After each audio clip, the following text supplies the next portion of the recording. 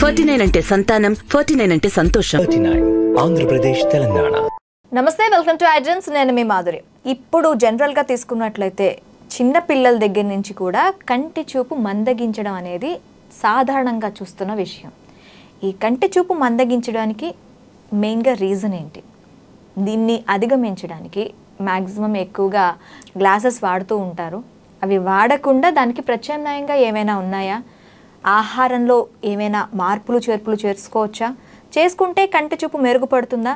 ఇలాంటివన్నీ మనకి చెప్పడానికి మనతో పాటు ఉన్నారు doctor Vikramaditya, sun spiritual society founder and vegetable therapist. ఆయన అడిగి డీటెయిల్గా తెలుసుకుందాం. నమస్తే అండి. సూర్యోస్మితల్లి. సార్, కంటి చూపు ఇప్పుడు మనకి దగ్గర ఒక 3-4 ఇయర్స్ పిల్లలకి కూడాను కంటి చూపు మందగించడం అనేది చూస్తూ ఉన్నాం. అది పెరిగే కొద్దీ, వాళ్ళ ఏజ్ పెరిగే కొద్దీ ఇంకా కంటి చూపు కంప్లీట్గా మట్టుమాయమయ్యే పరిస్థితులు కూడా ఉంటున్నాయి.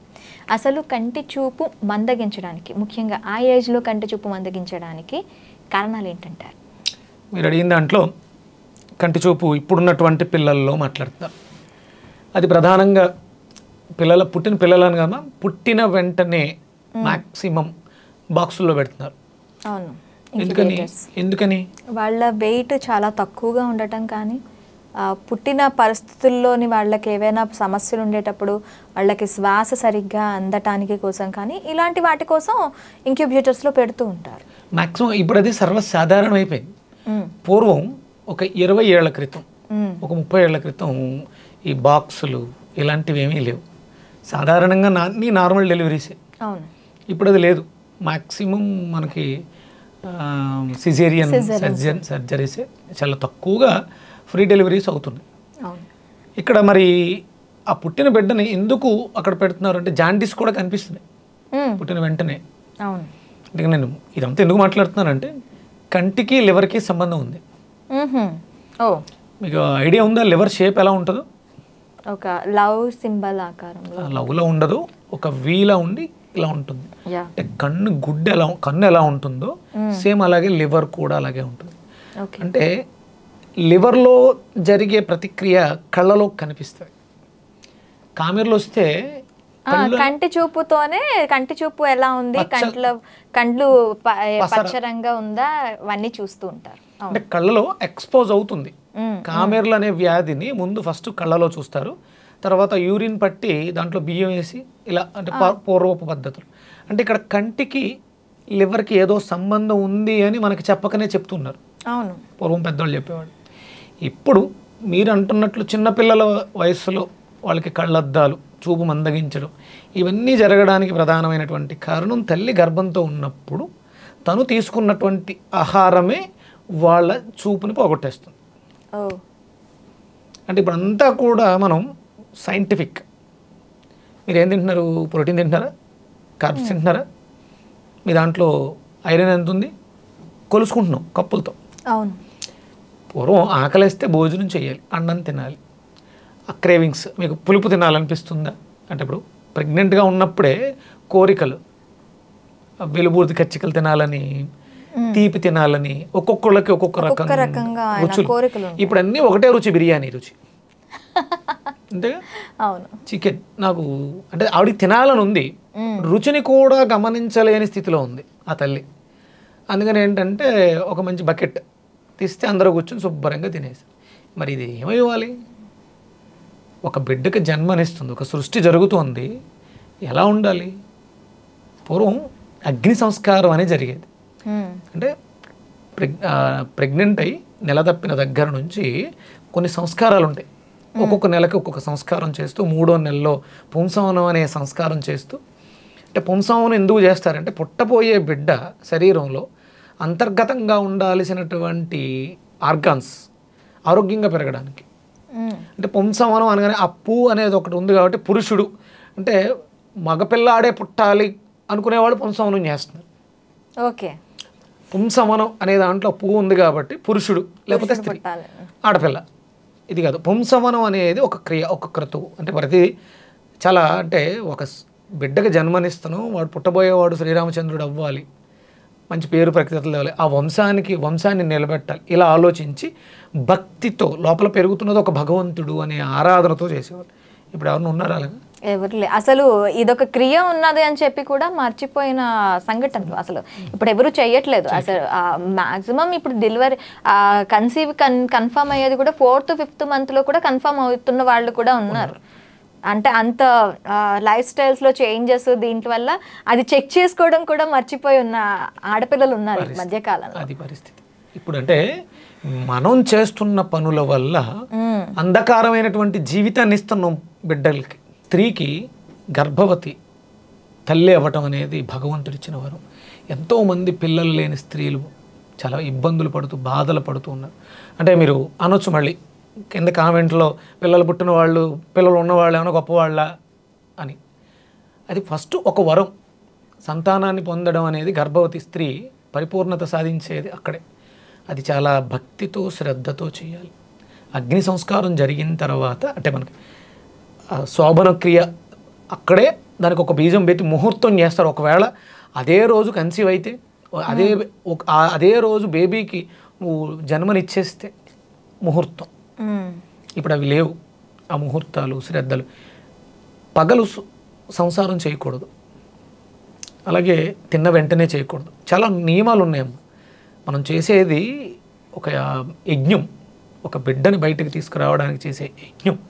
అది భక్తి శ్రద్ధలతో చేస్తే పుట్టబోయే బిడ్డలు ఇప్పుడున్నటువంటి దుస్థితులు చిన్నపిల్లల హాస్పిటల్ అంటే ఇంతవరకు ఊరికి ఒక హాస్పిటల్ ఉండేది ఒకటే, ఒక MBBS జనరల్ ఫిజిషియన్ అంతే.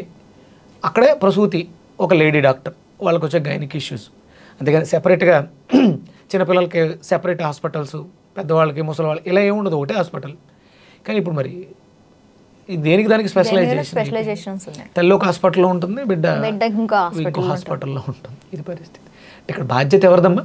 తల్లిదే ఖచ్చితంగా, స్త్రీది.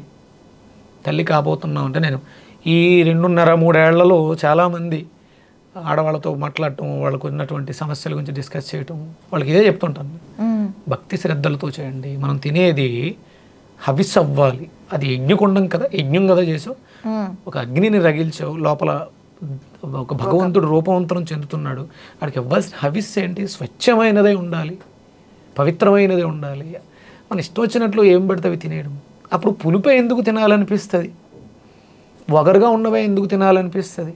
అంటే వెలుగుడిది తినాలనిపించడానికి రీజన్ ఏంటంటే ఐరన్ డెఫిషియన్సీ వచ్చిందని బాడీ చెప్తుంది. అప్పుడు వెలుగుడిది తినమని కాదు, ఐరన్ డెఫిషియన్సీని బాగు చేసుకోమని. ఒక్కొక్క రుచి ఒక్కొక్క ఆర్గాన్ మీద పని చేస్తుంటుంది. పులుపు తినాలనిపిస్తుంది అంటే అక్కడ లివర్కి పని ఎక్కువ ఉంది అని చెప్తుంది.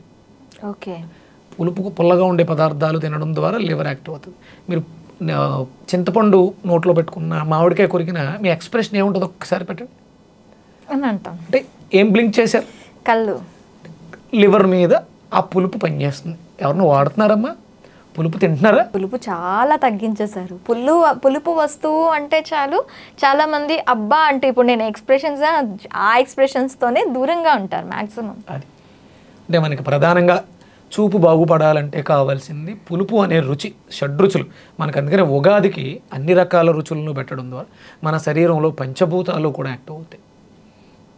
అంటే ఒక్కొక్క ఆర్గాను ఒక్కొక్క భూతాన్ని, వాటర్ని అయితే వాటర్ని ప్రేరేపిస్తుంది, అది పనిచేస్తుంది.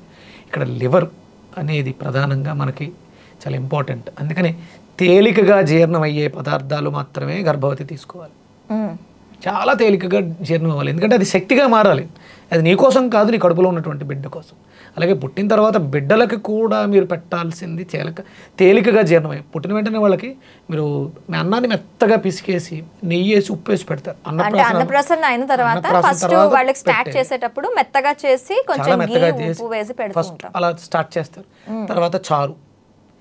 పుట్టిన వెంటనే ఎందుకు బిర్యానీ పెట్టరు? అదే తినడం మొదలు పెట్టిన వెంటనే బిర్యానీ ఎందుకు పెట్టరు? అరుగుదల గురించి ఆలోచిస్తున్నారు.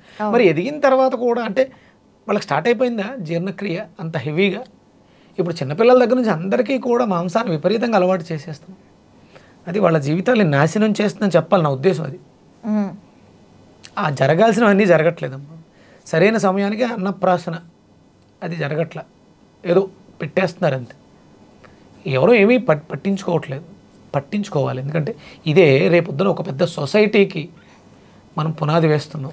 మీ బిడ్డలే రేపు పొద్దున కలెక్టర్లు అవ్వచ్చు, ఐఏఎస్లు, ఐపీఎస్లు, డాక్టర్లు ఏదైనా అవ్వచ్చు. ఇంకొకటండి, మారుతున్న జీవనశైలి. ఇప్పుడు పేరెంట్స్ ఒక్కలే అంటే ఆ తల్లి తండ్రి ఆ పిల్లలు మాత్రం ఉండటం కూడాను ఒక ప్రాబ్లం అవుతుంది. సొసైటీ ఇంతకు ముందు ఏంటంటే ఇంట్లో పెద్దవాళ్ళు ఉండేవాళ్ళు, ఇలాంటి క్రియలు ఒకటి చేయాలి అని చెప్పేవారు. ఇప్పుడు చెప్తున్నప్పటికీ కూడా వినే పరిస్థితి లేదు. ఎందుకంటే వాళ్ళ బిజీ షెడ్యూల్స్ కావచ్చు, లేదు అంటే మనం వ్యంగ్యంగా పక్కన పెడితే వాళ్ళ బిజీ షెడ్యూల్స్ కావచ్చు, ఇవి కావచ్చు, మనం చేయాల్సిన క్రియలు కూడా చేయకుండా దాటివేసే పరిస్థితులు అయితే వచ్చేసి అవన్నీ మళ్ళీ వెనక్కి రావాలి. బాగుండాలంటే, మంచి సొసైటీ కావాలంటే అవన్నీ వెనక్కి రావాలి. ఓకే. ఇంకొకటి ఏంటంటే కళ్ళకి ప్రధానమైనటువంటిది లైట్. ఇప్పుడు 7 గంటలకి 8 గంటలకి లెగిసి మనం ఆ లైట్ని ఆస్వాదించాలి. అంటే సూర్యోదయ సమయంలో వచ్చేటువంటి లైట్, ఆ కిరణాలు, సూర్యకాంతిలోంచి వచ్చే కిరణాలు మన శరీరంలో అంటే సోల్కి వెళ్తాయి, లివర్కి వెళ్తాయి, మనల్ని ఆరోగ్యంగా ఉండడానికి ఉపయోగపడతాయి. కళ్ళు బాలేని వాళ్ళకి సూర్యక్రియ అని చెప్పేసి అని సూర్యోదయ సమయంలో సూర్యుని చూస్తూ కూర్చోబెడతారు, సన్ బాత్. అది లివర్ని బాగు చేస్తుంది. అంటే లివర్ మీద సూర్య ప్రభావం అధికంగా ఉంటుంది. నాట్ ఓన్లీ అంటే పచ్చకామర్లు ఉన్న వాళ్ళకి కూడా సన్ బాత్ చేయిస్తారు. చేయాలి. విటమిన్ డి కావాలి. అది ఎర్లీ అవర్స్లో వచ్చేటువంటి సన్ అని చూడాలి. ఇప్పుడు పిల్లలు ఏమవుతుందంటే అర్ధరాత్రి 11-12 గంటల వరకు సెల్ ఫోన్లు, గేమ్లు ఆడుకుంటూ 7 గంటలకి 8 గంటలకి లెగుస్తున్నారు. అప్పటికే పుణ్యకాలం కాస్త 9-10 కూడా అవుతుంది. అది అంటే బాధ్యతగా తీసుకోండి మీ పిల్లల భవిష్యత్తు. అంధకారం అంతే, ఇంకేం లేదు. అంటే ముందు ఆరోగ్య నియమాలు ఎలా ఉండాలి, దీన్ని ఎలా బాగు చేసుకోవాలి, డైజెషన్ ఇష్యూస్ రాకుండా చూసుకోవాలమ్మా. అరుగుదల మ్యాక్సిమం 90% పోయింది. అరుగుదల ఎవరికీ లేదు, తింటున్నారు అంతే. అది ఆకలో తెలియదు, అత్యాసో తెలియదు, విపరీతంగా తినేస్తున్నారు. కోల్పోయాం అంటే స్పృహని కోల్పోయాం. మనం స్పృహను తెచ్చుకోవాలి. ఆకలి వేసినా కూడా తినకుండా ఉండాలి. ఎందుకంటే మన అరుగుదల వ్యవస్థని బాగు చేసుకోవాలి. అందుకని మనకు సాంప్రదాయంలో ఉంటుంది, ఆదివారం కొన్ని రకాలు తినకూడదు. స్త్రీ తైల మధు మాంసాన్ని ధ్వజంతి అంటారు. అంటే చిన్నపిల్లలకి మద్యం ఇస్తారని కాదు, ఆయిల్ ఆ రోజు పెట్టకూడదు. ఆదివారం రోజు నూనె తగలకూడదు. ఎందుకంటే ఆ రోజే మేము బిర్యానీలు, మటన్లు అన్ని చేసుకొని ఆ రోజే ఇంకా ఎక్స్ట్రా ఆయిల్ వేసుకొని మరీ తింటాం. అసలు నూనె అనేది డైజెస్ట్ అవ్వదు ఆ రోజు, అందుకని తినొద్దన్నారు. అంటే మనం ఏదో నూనె వేసుకుని వంటలు వండుకుని తింటే సూర్యుడికి ఏదో వచ్చే నష్టం కాదు. ఆ రోజు ప్రకృతి ఒక డిఫరెంట్ స్ట్రక్చర్తో ఉంటుంది. అంటే డెలివరీ అయిన తర్వాత ఒక స్త్రీ యొక్క శరీరం ఎలా ఉంటుంది, పచ్చిగా ఉంటుంది అంటారు. అందుకని పత్యం చేస్తారు. అలాగే ప్రకృతి అంతా కూడా అలా పరవశించి ప్రకృతిలో ఉన్నటువంటి శక్తులన్నీ అవేకనగా ఉంటాయి. ఆ రోజు మనం తేలికగా ఉంటే ఆ శక్తులను స్వీకరించడానికి సిద్ధంగా ఉంటాం. ఆ రోజే మన ఇష్టం వచ్చినట్లు అన్నీ వేసేస్తే మన ఆలోచన అంతా దాని మీదే ఉంటే మనం స్వీకరణ స్థితిలో ఉండం. కాబట్టి ఆ రోజు మనం తైలము, మాంసము, మద్యము స్వీకరించకూడదు. అందుకని మీ పిల్లలు ఏడ్చి మొత్తుకున్నా, గొడవ పెట్టినా మీ ఇంట్లో మాంసాహారం ఆదివారం నిషేధం చేయండి. అది తినడం తప్ప రైట్ అనేది నేను చెప్పను, అది ఎవరు వ్యక్తిత్వానికి వాళ్ళకి సంబంధించిన వాళ్ళు. ఆదివారం మాత్రం ఎవరైనా సరే ఇది తినడం తప్పు, వండడం తప్పు, తల్లి పిల్లలకి పెట్టడం తప్పు, మహాపాపం. ఎంతకన్నా పాపం ఇంకొకటి ఉండదు. అంటే మనం చాలా కర్మలు చేస్తుంటాం, అంటే పంచమహాపాతకాలు అంటాం కదా, అందులో ఇది పెద్ద పాతకం ఏంటంటే తల్లే వండి నేను తినండి, నేను ఆదివారాలు చేస్తాను కానీ మా పిల్లలకు పెడతాను, చాలా పెద్ద పాపం. అందుకని తల్లి చేతిలోనే వాళ్ళ భవిష్యత్తు ఉంది. వాళ్ళని గుడ్డి వాళ్ళని చేస్తున్నాను. ఏడ్చి గొడవపెట్టి ఏం కాదు, ఆ రోజు వాడు అలుగుతాడు, మాట్లాడు, అంతేనే, ఇంకేమైనా చేస్తాడు. నెక్స్ట్ వీక్ కొంచెం ఎదిగిన పిల్లలు ఉంటే బయటకు వెళ్ళి తినేసి వస్తారు. ఎంతకాలం తింటారు అంటే మీరు మీ పిల్లల్ని సరిగ్గా పెంచట్లేదు. ఇక్కడ మీరు దీన్ని ఆపగలిగితే ఆదివారం ఒక్కరోజు ఆపండి చాలు, వాళ్ళ జీవితాలు చాలా బాగుపడతాయి. ఆదివారం ఒక్కరోజు చాలు. అందుకని మాంసాహారం తినకండి, వండకండి, పెట్టకండి. పిల్లల ఆరోగ్యాలు చూపు బాగుపడాలి అంటే ఎవరైనా సరే మాంసాహారాన్ని అతిగా తినకూడదు. ఆదివారం అతిగా తినకూడదు. మిగతా రోజుల్లో అంటే హై ప్రోటీన్ లివర్ని డ్యామేజ్ చేస్తుంది, హై ప్రోటీన్ కంటెంట్ పాడు చేస్తుంది. అది ఆదివారం రోజు తీసుకుంటే ఇంకా ఎక్కువ ప్రభావం ఉంటుంది దాని మీద. ఓకే. ఇంకా అంటే ఇప్పుడు చిన్న పిల్లలనే కాదు, పెద్దవాళ్ళలో కూడా కంటి చూపు మందగించిన వాళ్ళు ఉంటారు. వాళ్ళు ఎలాంటి నియమాలు పాటించారు? ఈ నియమం అనేది అందరికీ ఒకటేనమ్మా. హై ప్రోటీన్ అనేది మనం ఎక్కువగా తీసుకోకూడదు. అంటే ఇప్పుడు మాట్లాడితే మార్కెట్లో మనం ప్రోటీన్ గురించే మాట్లాడుతాం, ప్రోటీన్ ఫుడ్ గురించే మాట్లాడతాం. ప్రోటీన్ తీసుకోండి. ఇప్పుడు అవి కార్బోహైడ్రేట్స్ తీసుకుంటే లావ్ అయిపోతారని ప్రాబ్లం. ఎనర్జీ కావాలి కాబట్టి ప్రోటీన్స్ తీసుకుంటున్నారు. ఆ ప్రోటీన్స్ తో కూడా కంటి చూపు మందగిస్తారు అనేది లివర్ మీద అత్యధికంగా ప్రభావాన్ని చూపించేస్తుంది. హై ప్రోటీన్ ఫుడ్ మన బాడీ అబ్జర్వ్ చేసుకోదు. ఎంత అవసరం అంతే తీసుకోవాలి. అంటే మీరు చేస్తున్న వర్క్ను బట్టి మీ లైఫ్ స్టైల్ని బట్టి మీకు ప్రోటీన్ అవసరం.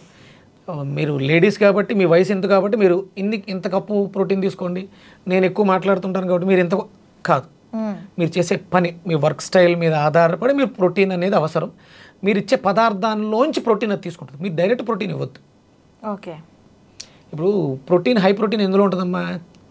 చికెన్లో, మాంసంలో ఉంటుంది కదా. కోడి, మేక గురించి మాట్లాడుకుందాం.